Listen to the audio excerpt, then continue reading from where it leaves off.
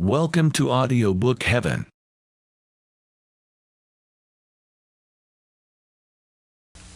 Section 11, Book the 11th. Argument. Agamemnon distinguishes himself, but being wounded, retires from the field. Diomede is wounded by Paris, Ulysses by Socus. Ajax and Menelaus then go to the relief of Ajax, and Eurypylus, who had joined them, is shot in the thigh by Paris, who also wounds Machaon. Nestor conveys Machaon from the field.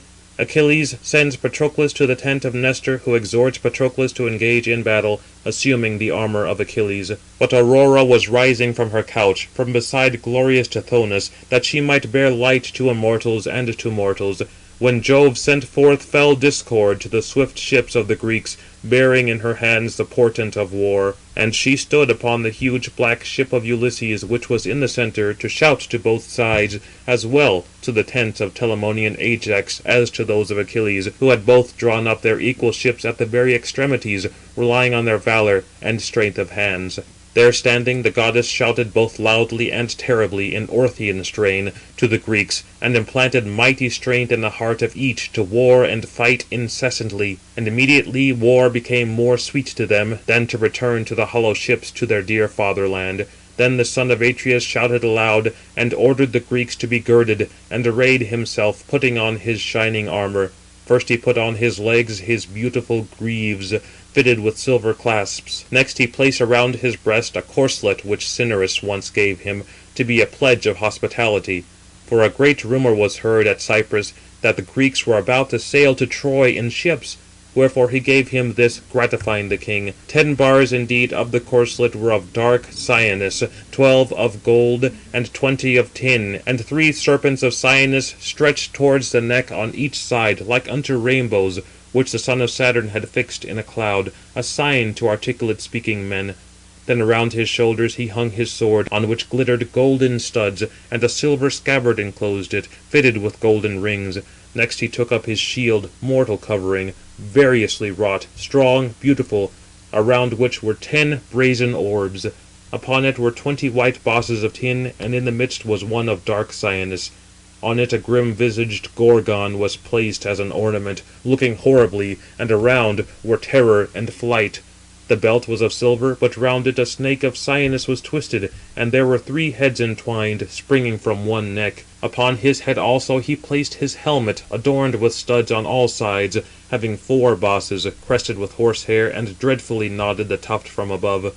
He then took 2 strong spears, tipped with brass sharp, and the brass of them glittered afar, even to heaven, and Minerva and Juno thundered above, honouring the king of Mycenae, rich in gold. Then indeed he gave orders to his own charioteer to hold there his horses in good order by the fosse, whilst they themselves on foot, arrayed with their armour, rushed forth. And an inextinguishable clamour arose before morning, and they were marshalled into the foreground with the cavalry at the trench. The cavalry followed at a little interval. But the son of Saturn aroused a dreadful tumult, and sent down dew-drops moist with blood from the air above, because he was about to hurl many brave souls on to Hades. On the other side, on the contrary, the Trojans drew up on a hill in the plain around both mighty Hector, the blameless Polydamas, and Æneas, who among the Trojans was honoured by the people as a god, and the 3 sons of Antenor, Polybus, noble Agenor, and youthful Acamas, like unto the immortals. And Hector in the van carried his shield equal on all sides. And as when a pernicious star makes its appearance from the clouds, at one time shining, and dark again hath entered the clouds, so Hector, giving orders, appeared now among the first, and now among the last, and he glittered all over with brass, like the lightning of aegis-bearing Jove. And they, as when reapers opposite to each other form swaths of wheat or barley along the field of a rich man, and the frequent handfuls falls, so the Trojans and Greeks, rushing against one another, kept slaughtering, and neither thought of pernicious flight. And when they held their heads equal in combat, and rushed on like wolves, whilst lamentable Discord looking on exulted, for she alone of the gods was present with them contending, but the other gods were not present with them, but sat quiet in their palaces, where beautiful mansions were built for each, along the summits of Olympus. All, however, blamed the Saturnian collector of dark clouds, because he wished to afford glory to the Trojans. But the sire did not regard them, but retiring by himself, sat down apart from the others, exulting in glory. looking both upon the city of the Trojans, and the ships of the Greeks, and the brightness of armour, and the slaying and slain. Whilst it was morn, and the sacred day was increasing, so long the weapons reached both sides, and the people fell. But at the time when the woodcutter has prepared his repast in the dells of a mountain, when he has wearied his hands hewing down lofty trees, and satiety comes upon his mind, and the desire of sweet food seizes his breast, then the Greeks by their valour broke the phalanxes, cheering their companions along the ranks. But Agamemnon first leaped forth, and slew the hero Bianor, the shepherd of the people, and then his companion Oileus, the goader of steeds. For he then, leaping from his chariot, stood against him, but he, Agamemnon, smote him, as he was rushing straight forward, with his sharp spear in the forehead. Nor did the visor, heavy with brass, retard the weapon, but it penetrated both it and the bone, and all the brain within was stained with gore. Him then he subdued while eagerly rushing on, and Agamemnon, king of men, left them there with their bosoms all bare, for he had stripped off their tunics. Next he went against Isus and Antipas, two sons of Priam, the one illegitimate, and the other legitimate, being both in one chariot, in order to slay them. The spurious son guided the chariot, whilst illustrious Antipas fought. Them Achilles had once bound with tender osiers on the summits of Ida, taking them while pasturing their sheep, and had liberated them for a ransom. Then, however, the son of Atreus, wide-ruling Agamemnon, struck one upon the breast above the pap with his spear, and again he smote Antipas beside the ear with his sword, and hurled him from his chariot. Hastening up, he despoiled them of their beautiful armour, recognizing them, for he had formerly seen them at the swift ships, then when swift-footed Achilles brought them from Ida. And as a lion returning to his lair easily crushes the little fawns of the fleet hind, seizing them in his strong teeth, and deprives them of their tender life, whilst she, also she happened to be very near, cannot aid them, for a dreadful tremor comes upon herself. But hastening, she immediately flies through the thick oak groves and the forest, sweating through the attack of the wild beast. Thus no one of the Trojans was then able to avert destruction from these, but they themselves were put to flight by the Greeks. Next he attacked Pisander and Hippolochus, brave in battle, the sons of warlike Antimachus, who having accepted gold from Paris, rich gifts, would not suffer them to restore Helen to yellow-haired Menelaus. His two sons then Agamemnon, king of men, seized, being in one chariot, for they drove their fleet horses together. For the splendid reins had fallen from their hands, and they were confounded. But the son of Atreus rushed against them like a lion, and they, on the contrary, supplicated him from the chariot. "Take us alive, O son of Atreus, and thou shalt receive worthy ransoms. For many treasures lie in the houses of Antimachus, brass, gold, and variously wrought iron. From these would our father give infinite ransoms, if he should hear that we were alive at the ships of the Greeks." Thus both weeping addressed the king with soothing words, but heard an unsoothing reply. "If indeed ye be the sons of warlike Antimachus, who once in an assembly of the Trojans ordered that they should there be put to death Menelaus, coming as an ambassador along with godlike Ulysses, and not send him back to the Greeks, now surely shall ye pay the penalty of the unmerited insolence of your father."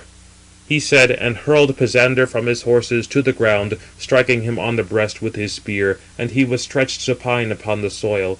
But Hippolochus leaped down, whom next he slew upon the ground, having lopped off his hands with his sword, and cut off his neck.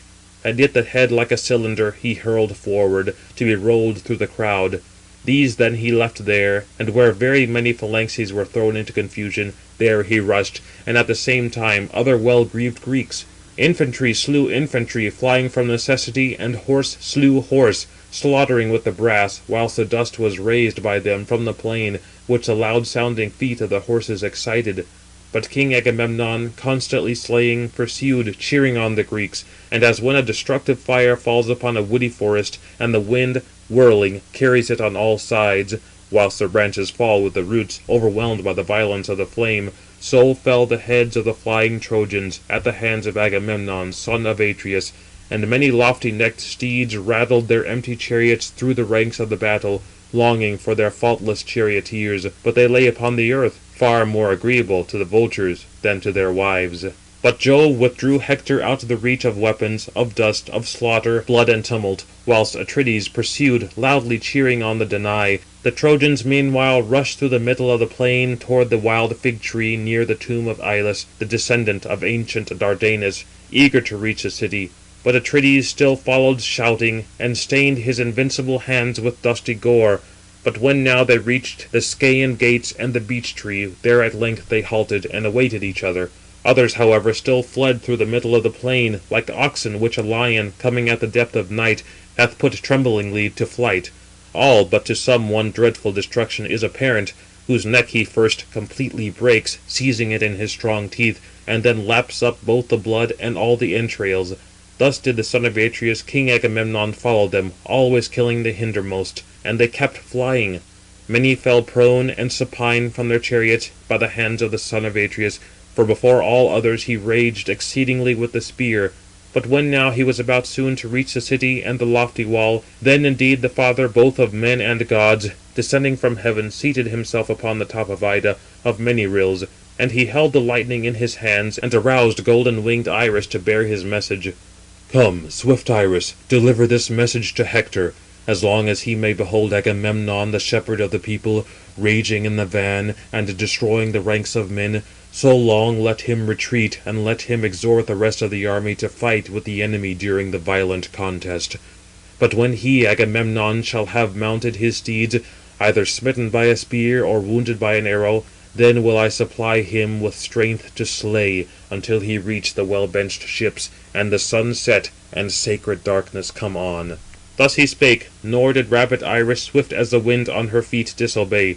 But she descended from the mountains of Ida towards sacred Ilium.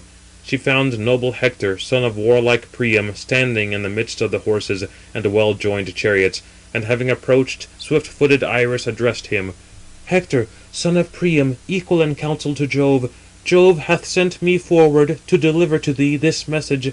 As long as thou seest Agamemnon, the shepherd of the people, raging amongst the van, and destroying the ranks of men, so long do thou abstain from combat, but exhort the rest of the army to fight with the enemy during the violent contest. But when he shall have mounted his steeds, either smitten with a spear, or wounded by an arrow, then will he supply thee with strength to slay, until thou reach the well-benched ships, and the sun set, and sacred darkness come on." Thus having spoken, swift-footed Iris departed. But Hector with his armour sprang from his chariot to the ground, and brandishing sharp spears, ranged through the army on every side, inciting them to fight, and stirred up the dreadful battle. They indeed rallied and stood opposite to the Greeks, but the Greeks, on the other hand, strengthened their phalanxes, and the battle was renewed, and they stood front to front. But Agamemnon first rushed on, for he wished to fight far before all. Tell me now, ye Muses, possessing Olympian dwellings, who first, either of the Trojans or illustrious allies, now came against Agamemnon? Iphidamas, son of Antenor, both valiant and great, who was nurtured in fertile Thrace, the mother of flocks. Cisseus, his maternal grandfather, who begat fair-cheeked Theano, reared him in his house whilst yet a little boy. But when he had attained the measure of glorious youth, he there detained him, and gave him his own daughter. And having married her, he came from the bridal chamber on the rumour of the Greeks, with 12 curved vessels which followed him. The equal ships indeed he afterwards left at Percote, but he, proceeding on foot, had arrived at Troy, and he it was who then came against Agamemnon, the son of Atreus. When these, advancing against each other, were now near, the son of Atreus on his part missed, and his spear was turned aside. But Iphidamas smote him upon the belt, under the corslet, and he put his strength to it, relying on his strong hand. Yet he pierced not the flexible belt, but meeting with the silver long before, the point was turned like lead. Then indeed wide-ruling Agamemnon, seeing it in his hand, pulled it towards him, exasperated like a lion, and plucked it from his hand, and he smote him on the neck with his sword, and relaxed his limbs. Thus he, unhappy, while aiding his citizens, falling there, slept a brazen sleep, away from his lawful virgin wife, whose charms he had not yet known, although he had given many presents for her. First he gave 100 oxen, and then he promised 1,000 goats and sheep together, which were pastured for him in countless numbers. Him Agamemnon, son of Atreus, at that time stripped of his arms, and went through the army of the Greeks, bearing his rich armour. Whom when Coon, the eldest born of Antenor, conspicuous amongst men, then beheld, violent grief darkened his eyes, for his brother having fallen, and he stood aside with his dark spear, escaping the notice of noble Agamemnon. And he wounded him in the middle of the arm, below the elbow, and the point of the shining spear passed right through to the other side. Then indeed Agamemnon, the king of men, shuddered, but not even thus did he abstain from battle or from war, but he rushed upon Coon, holding his wind-nurtured spear. He on his part was eagerly dragging by the foot Iphidamas his brother, and begotten by the same father, and was calling upon every brave man, when Agamemnon wounded him with his polished brazen spear below the bossy shield, whilst dragging him through the crowd, and relaxed his limbs, and standing beside him, cut off his head over Iphidamas. There the sons of Antenor, fulfilling their destiny at the hands of the king, the son of Atreus, descended to the abode of Hades. But he was ranging about through the ranks of the other men with his spear, his sword, and huge stones, whilst the warm blood yet oozed from his wound. When however the wound grew dry, and the blood ceased to flow, sharp pains possessed the strength of Atreus' son. And as when the sharp pang seizes a woman in travail, piercing, which the Iliad daughters of Juno, who preside over childbirth, send forth, keeping bitter pangs in their possession, so did sharp anguish enter the strength of the son of Atreus, and he sprang into his chariot, and ordered his charioteer to drive on to the hollow ships, for he was tortured at heart. And vociferating, he shouted aloud to the Greeks, "O friends, leaders, and rulers over the Argives, repel ye now the severe battle from the sea-traversing barks, since provident Jove does not permit me to combat all day with the Trojans." Thus he spoke, and the charioteer lashed on the fair-maned steeds toward the hollow ships, and they, not unwilling, flew. They were covered with foam as to their breasts, and were sprinkled beneath with dust, as they bore the afflicted king apart from the battle. But Hector, when he observed Agamemnon going apart, exhorted both the Trojans and Lycians, shouting aloud, "Ye Trojans, Lycians, and close-fighting Dardanians, be men, my friends, and be mindful of impetuous might. The bravest hero has departed, and Saturnian Jove has given great glory to me. But straightway urge your solid-hoofed horses against the gallant Greeks, that ye may bear off higher glory." Thus saying, he aroused the courage and spirit of each, as when perchance some huntsman should urge his white-toothed dogs against a rustic wild boar or lion. So Hector, the son of Priam, equal to man-slaughtering Mars, urged the magnanimous Trojans against the Greeks. He himself, having mighty courage, advanced among the first, and rushed into the battle, like unto a storm blowing from above, and which rushing down stirs up the purple deep. Then whom first and whom last did Hector, son of Priam, slay when Jove gave him glory? Asseus indeed first, and Autonous, and Opites, and Dolops, son of Clytus, and Opheltius, and Agelaus, and Asimnus, and Horus, and Orus, and Hipponos, persevering in fight. These leaders of the Greeks he then slew, and afterwards the common crowd, as when the west wind drives to and fro the clouds of the impetuous south, lashing them with an impetuous blast, and many a swollen billow is rolled along, whilst the foam is scattered on high by the far-straying blast of the wind. Thus were many heads of the people subdued by Hector.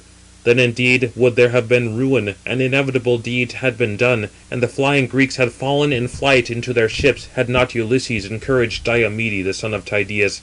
"Son of Tydeus, through what cause are we forgetful of impetuous might? But come hither, my friend, stand by me, for surely it will be a disgrace if indeed crest-tossing Hector take the ships." Him then valiant Diomede answering addressed, "I indeed will remain and be courageous, although there will be little use for us, since cloud-compelling Jove chooses to give glory to the Trojans rather than to us."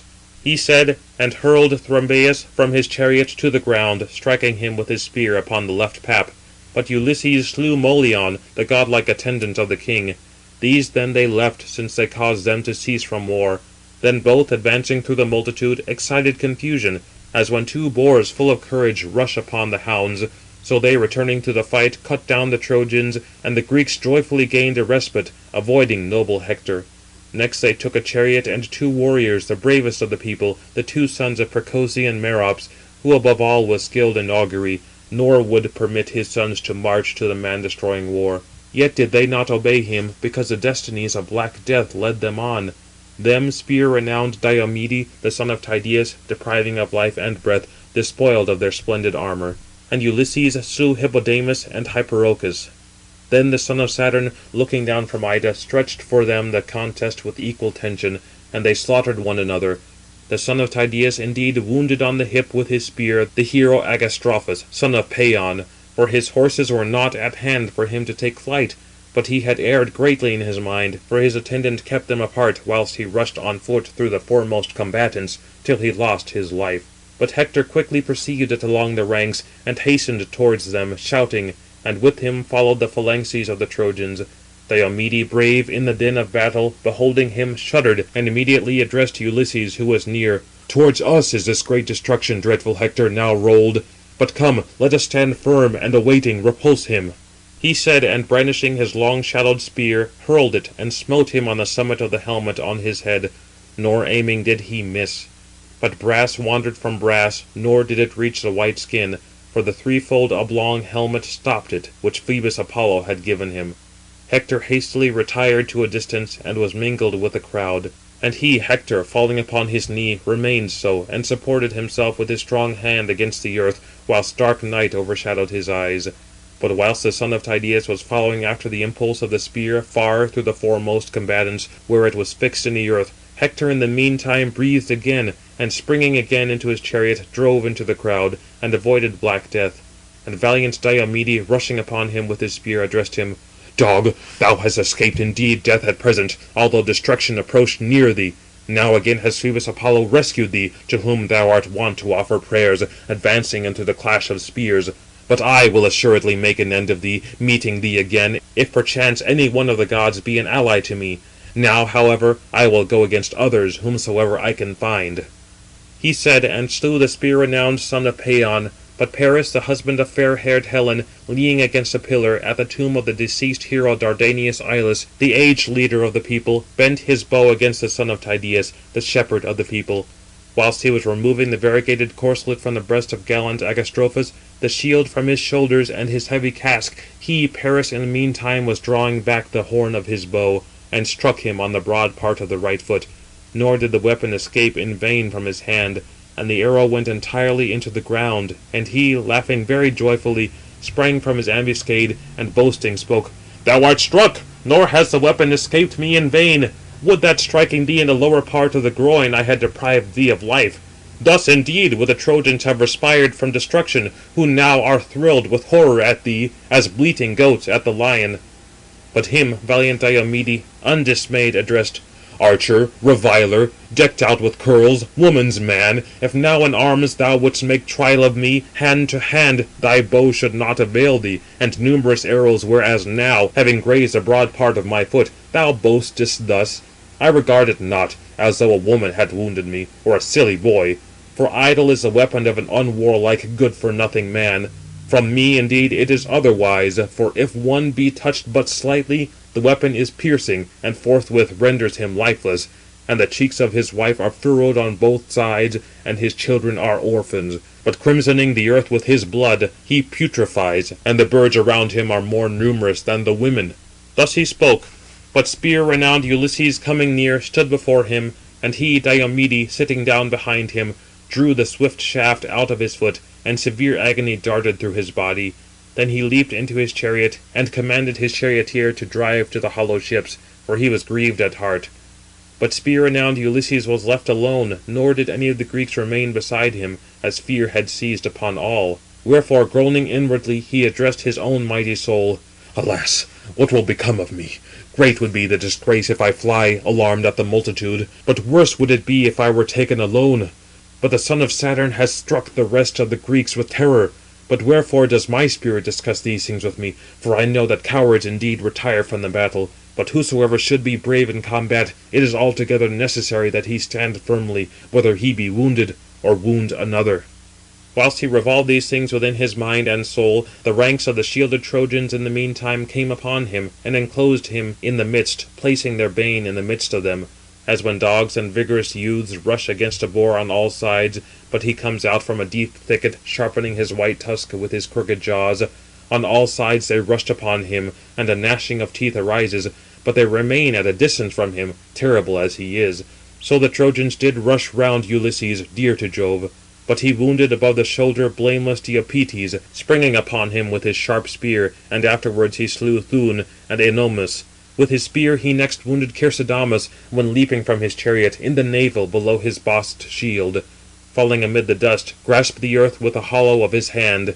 These indeed he left, and next wounded with his spear Cherops, son of Hippasus, and brother of noble Socus. But Socus, godlike hero, hastened to give him aid, and approaching very near, he stood, and addressed him in these words: "O illustrious Ulysses, insatiable in crafts and toil, to-day shalt thou either boast over the two sons of Hippasus, having slain such heroes, and stripped them of their arms, or else, stricken by my spear, thou shalt lose thy life." Thus saying, he smote him upon the shield equal on all sides. The rapid weapon penetrated the shining shield, and was fixed through the curiously wrought corslet, and tore off all the skin from his sides. But Pallas Minerva suffered it not to be mingled with the entrails of the hero. And Ulysses perceived that the weapon had not come upon him mortally, and retiring, he addressed this speech to Socus: "Ah, wretch! Very soon indeed will dreadful destruction overtake thee. Without doubt thou hast caused me to cease from fighting with the Trojans, but I declare that death and black fate shall be thine this day, and that subdued beneath my spear thou shalt give glory to me, and thy soul to steed-famed Pluto." He said, and the other, turning again to flight, had begun to retreat, but whilst he was turning, Ulysses fixed his spear in his back between the shoulders, and drove it through his breast. Falling, he made a crash, and noble Ulysses boasted over him: "O Socus, son of warlike horse-breaking Hippasus, the end of death has anticipated thee, nor hast thou escaped. Ah, wretch! Neither thy father nor venerable mother shall close thine eyes for thee, dead as thou art, but ravenous birds shall tear thee, flapping about thee with dense wings. But when I die, the noble Greeks will pay me funeral honours." So saying, he plucked the strong spear of warlike Socus out of his flesh and bossy shield, and his blood gushed forth as he drew it out, and tortured his mind. But the magnanimous Trojans, when they beheld the blood of Ulysses, encouraging one another through the crowd, all rushed on against him, whilst he kept retreating backwards, and called to his companions. Thrice did he then shout as much as the head of mortal could contain, and thrice warlike Menelaus heard him exclaiming, and instantly addressed Ajax, being near: "Most noble Ajax, son of Telamon, chieftain of the people, the cry of invincible Ulysses has come upon me, like to that, as if the Trojans were greatly pressing upon him, being alone, having cut him off in the sharp fight. Wherefore let us go through the crowd, as it is better to aid him. I fear lest being left alone amidst the Trojans, he suffer aught, although being brave, and there be great want of him to the Greeks." Thus speaking, he led the way, and the godlike hero followed along with him. Then they found Ulysses, dear to Jove, and around him followed the Trojans, like tawny jackals round a tiered stag when wounded in the mountains, which a man hath stricken with an arrow from the bowstring. Him indeed flying, it escapes on its feet, as long as the blood is warm, and its knees have the power of motion. But when the swift arrow hath subdued it, the raw-devouring jackals destroy it in a shady grove among the mountains. Chance, however, brings thither the destructive lion. The jackals then fly in terror, and he devours it. So at that time followed the Trojans, numerous and brave, round warlike crafty Ulysses. But the hero, rushing on with his spear, warded off the merciless day. Then Ajax came near, bearing his shield, like a tower, and stood beside him, and the Trojans fled, terrified, different ways. In the meantime warlike Menelaus, taking him by the hand, withdrew him from the throng, till his attendant drove his horses near. But Ajax, springing upon the Trojans, slew Doryclus, son of Priam, an illegitimate son, and next wounded Pandocus. Lysander he wounded, and Pyrasus, and Pilartes, and as when an overflowing river comes down on the plain, a torrent from the mountains, accompanied by the shower of Jove, and bears along with it many dry oaks and many pines, and casts forth the swollen torrent into the sea, so illustrious Ajax, routing them, pursued them along the plain, slaughtering both horses and men. Nor as yet had Hector heard it, for he was fighting on the left of the battle, on the banks of the river Scamander, for there chiefly fell the heads of men, and an inextinguishable clamour had arisen around mighty Nestor, and warlike Idomeneus. Among these did Hector mingle, performing arduous deeds with his spear and equestrian skill, and he was laying waste the phalanxes of youths. Nevertheless the noble Greeks would have not retired from the way, had not Paris, the husband of fair-haired Helen, disabled Machaon, the shepherd of the people, performing prodigies of valour, wounding him on the right shoulder with a triple-barbed arrow. For him then the valour-breathing Greeks trembled, lest perchance they should slay him, the battle giving way, and immediately Idomeneus addressed noble Nectar: "O Nelean Nestor, great glory of the Greeks, come, ascend thy chariot, and let Machaon mount beside thee, and direct thy solid hoofed horses with all speed towards the ships. for a medical man is equivalent to many others, both to cut out arrows and to apply mild remedies." Thus he spoke, nor did the Gerenian knight Nestor disobey. Forthwith he ascended his chariot, and Machaon, the son of Æsculapius, blameless physician, mounted beside him.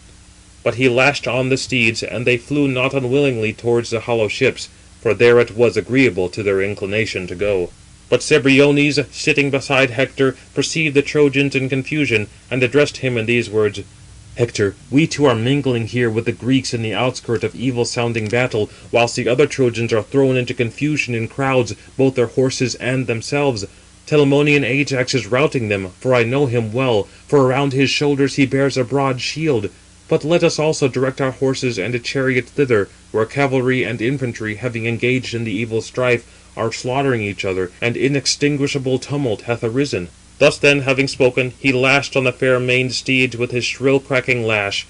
But they, sensible of the stroke, speedily bore the swift chariot through Trojans and Greeks, trampling on both corpses and shields.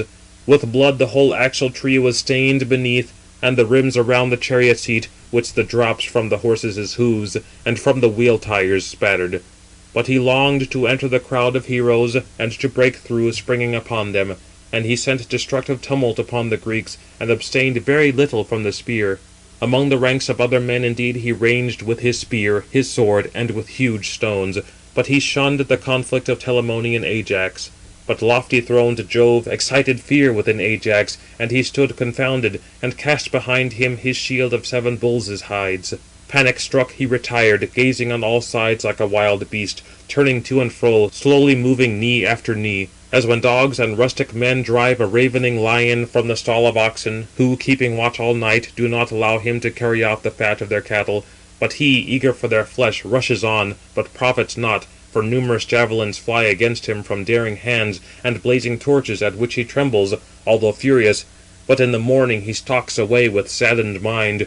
So Ajax, sad at heart, then retired, much against his will, from the Trojans, for he feared for the ships of the Greeks. And as when a stubborn ass, upon whose sides many sticks have already been broken, entering in, browses on the tall crop, but the boys still beat him with sticks, although their strength is but feeble, and with difficulty drive him out, when he is satiated with food, so then at length the magnanimous Trojans and far-summoned allies continually followed Ajax, the mighty son of Telamon, striking the middle of his shield with missile weapons. And Ajax, sometimes wheeling about, was mindful of impetuous might, and checked the phalanxes of the horse-breaking Trojans. But again he would turn himself to fly. But he prevented all from advancing to the swift ships, while standing himself between the Trojans and Greeks he raged impetuously.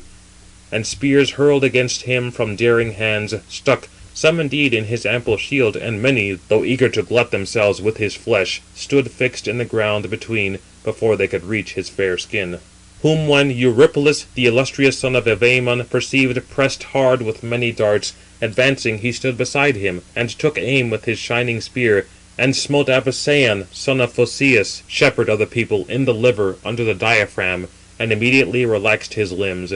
And when godlike Alexander observed him stripping off the armour of Apisaon, he instantly bent his bow against Eurypylus, and smote him with an arrow upon the right thigh, and the reed was broken, and pained his thigh.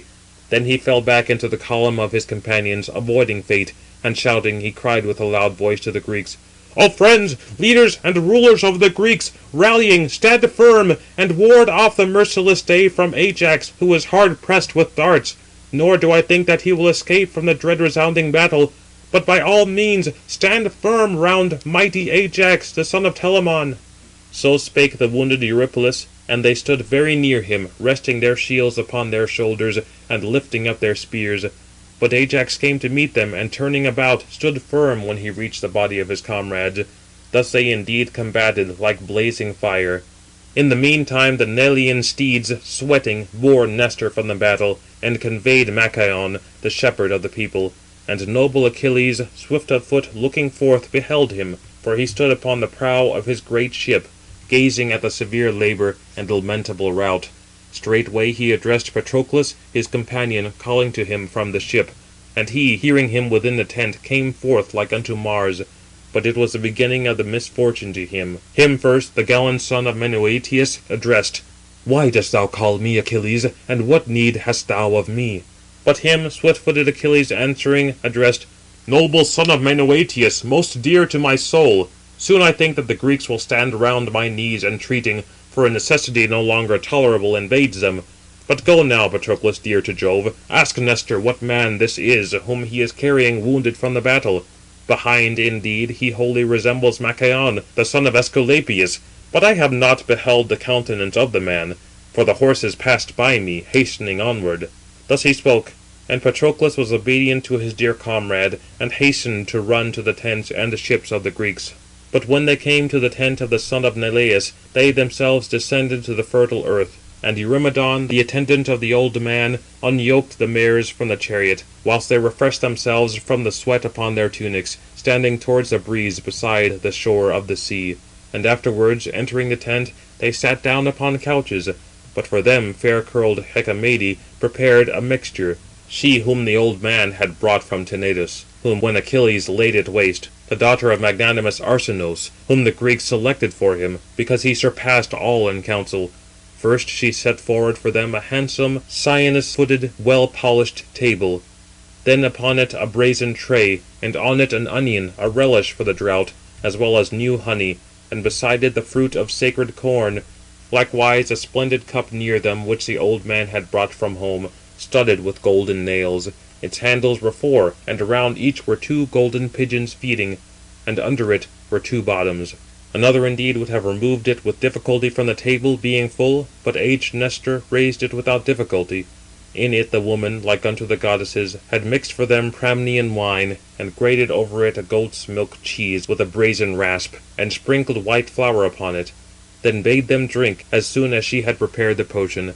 But when drinking they had removed parching thirst, they amused themselves, addressing each other in conversation. And Patroclus stood at the doors, a godlike hero. But the old man, perceiving him, rose from his splendid seat, and taking him by the hand, led him in, and bade him be seated. But Patroclus on the other side declined, and uttered this reply: "No seat for me, O Jove-nurtured sage, nor wilt thou persuade me. Revered and irascible is he who sent me forth to inquire who this man is whom thou leadest wounded. But even I myself know, for I perceive Machaon, the shepherd of the people. Now, however, in order to deliver my message, I will return again an ambassador to Achilles. For well dost thou know, O Jove-nurtured sage, what a terrible man he is. Soon would he blame even the blameless." But him the Gerenian knight Nestor then answered: "But why indeed does Achilles thus compassionate the sons of the Greeks, as many as have been wounded with weapons? Nor knows he how great sorrow hath arisen throughout the army, for the bravest lie in the ships, smitten in the distant or the close fight. Stricken is brave Diomede, the son of Tydeus, and wounded is spear-renowned Ulysses, as well as Agamemnon. Eurypylus also has been wounded in the thigh with an arrow, and this other have I lately brought from battle, smitten with an arrow from the bowstring. Yet Achilles, being brave, regards not the Greeks, nor pities them. Does he wait until the swift ships near the sea, contrary to the will of the Greeks, be consumed with the hostile fire, and we ourselves be slain one after the other? For my strength is not as it formerly was in my active members. Would that I were thus young, and my might was firm, as when a contest took place between the Eleans and us, about the driving away some oxen, when driving away in reprisal I slew Itymoneus, the valiant son of Hyperochus, who dwelt in Elis, for he, defending his cattle, was smitten among the first by a javelin from my hand, and there fell, and his rustic troops fled on every side. And we drove from the plain a very great booty, 50 droves of oxen, as many flocks of sheep, as many herds of swine, and as many broad herds of goats, 150 yellow steeds, all mares, and beneath many there were colts. And these we drove with Nelean Pylus at night towards the city. But Neleus was delighted in his mind, because many things had fallen to my lot, going as a young man to the war. But with the appearing morn, heralds cried aloud for those to approach to whom a debt was due in rich Elis. And the leading heroes of the Pylians, assembling, divided the spoil, because the Epeians owed a debt to many. For we in Pylus, being few, were overwhelmed by evil. For the Herculean might, coming in former years, did us mischief, and as many as were bravest were slain. For we, the son of illustrious Neleus, were 12, of whom I alone am left, but all the rest have perished. Elated at these things, the brazen-mailed Epeans, insulting us, devised wicked deeds. But the old man chose for himself a herd of cattle and a large flock of sheep, selecting 300 and their shepherds. For even to him a great debt was due in rich Elis, 4 horses victorious in the race with their chariots, which had gone for the prizes. For they were about to run for a tripod, but Ogyges, king of men, detained them there, and dismissed the charioteer, grieved on account of his steeds. At which words and deeds the old man, being wroth, chose out for himself mighty numbers, and gave the rest to the people to divide, that no one might go away defrauded by him of his just proportion. We indeed accomplished each of these things, and were performing sacrifices to the gods through the city, when on the 3rd day they all came at once, both the citizens themselves and their solid-hoofed steeds, in full force, and with them were armed the 2 Molians, being still youths, nor as yet very skilled in impetuous might. There is a certain city, a lofty hill, Thryoessa, far away at the Alpheus, the last of sandy Pylus. This they invested, eager to overthrow it. But when they had crossed the whole plain, Minerva, hastening from Olympus, came to us by night as a messenger, that we should be armed. Nor did she assemble an unwilling people at Pylus, but one very eager to fight. Still Neus would not allow me to be armed, but concealed my horses, for he said that I was not at all acquainted with warlike deeds. Yet even thus was I conspicuous amongst our cavalry, even although being on foot, for thus did Minerva conduct me to battle. There is a certain river, Mycenae, emptying itself into the sea near Arena, where we, the Pylian horsemen, awaited divine morn, whilst the swarms of infantry poured in. Thence in full force, equipped in armour, we came at midday to the sacred streams of Alpheus. There having offered fair victims to almighty Jove, a bull to the Alpheus, and a bull to Neptune, but an untrained heifer to blue-eyed Minerva, we then took supper through the army by troops, and we each slept in our arms along the river's stream. In the meantime the magnanimous Epeans stood around, desirous to lay waste the city. But a mighty work of Mars first appeared to them. For as soon as the splendid sun was elevated above the earth, we were engaged in the battle, praying to Jove and to Minerva. But when now the battle of the Pylians and Eleans began, I first slew a man, the warrior Molion, and bore away his solid-hoofed steeds. He was the son-in-law of Ogyges, and possessed his eldest daughter, yellow-haired Agamemnon, who well understood as many drugs as the wide earth nourishes. Him advancing against me, I smote with my brazen spear. He fell in the dust, and springing into his chariot, I then stood among the foremost combatants. But the magnanimous Epeans fled terrified in different directions, when they beheld the hero fallen, the leader of their cavalry, he who was the best to fight. But I rushed upon them like unto a black whirlwind, and I took 50 chariots, and in each 2 men bit the ground with their teeth, vanquished by my spear. And now indeed I should have slain the youthful Molions, the sons of Actor, had not their sire, wide-ruling Neptune, covering them with a thick haze, preserved them from war. Then Jove delivered into the hands of the Pylians great strength, for so long did we follow them through the long plain, both slaying them, and gathering up rich armour, until he had driven our horses to Buprasium, fertile in wheat, to the rock Olenia and Elysium, where it is called Cologne, whence Minerva turned back the people. Then having killed the last man, I left him, but the Greeks guided back their swift steeds from Buprasium to Pylus, and all gave glory to Jove of the gods and to Nestor of men. Thus was I, as sure as I ever existed, among men. But Achilles will enjoy his valour alone. Surely I think that he will hereafter greatly lament, when the people have bitterly perished.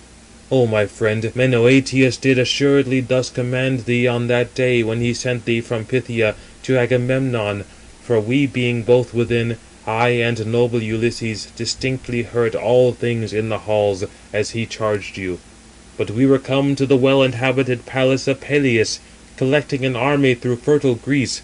There then we found the hero Menœtius within, as well as thee, and Achilles besides. But the aged horseman Peleus was burning the fat thighs of an ox to thunder rejoicing Jove within the enclosure of his palace, and held a golden cup, pouring the dark wine over the blazing sacrifice. Both of you were then employed about the flesh of the ox, whilst we stood in the vestibule. But Achilles, astonished, leaped up, and led us in, taking us by the hand, and bade us be seated. And he set in order before us the offerings of hospitality, which are proper for guests. But when we were satiated with eating and drinking, I began discourse, exhorting you to follow along with us. Ye were both very willing, and they both commanded you many things. Aged Peleus in the first place directed his son Achilles ever to be the bravest, and to be conspicuous above others. But to thee again Menœtius, the son of Actor, thus gave charge: My son Achilles indeed is superior in birth, but thou art the elder, and he is much superior in strength, but still do thou frequently suggest to him proper advice, and admonish and direct him, and he will surely be obedient in what is for his own good. Thus did the old man command thee, but thou art forgetful. But even now do thou mention these things to warlike Achilles, if perchance he may be obedient. Who knows if advising him thou mayest, with the gods' assistance, arouse his mind? For the admonition of a friend is good, but if within his mind he avoids some prophecy, and his venerable mother has told him anything from Jove, let him at least send thee forth, and with thee let the other forces of the Myrmidons follow, if indeed thou mayest be some aid to the Greeks.